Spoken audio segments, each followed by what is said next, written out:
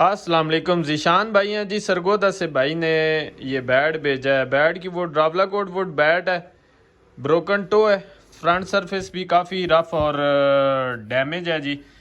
ये हैंडल वाली जगह पे भी क्रैक्स हैं और हैंडल में भी भाई कह रहे थे जी कि आवाज़ है। और ये है जी बैट की बैक साइड। बैक साइड ऐसा डैमेज नहीं है, रफ ज़रूर है। और ज़ीशान भाई कह रहे थे जी कि एक तो इस बैट को अच्छा सा रिपेयर करना है, दूसरा बैट को न्यू लुक भी देनी है। चलें जी, करते हैं भाई के बैट को रेडी।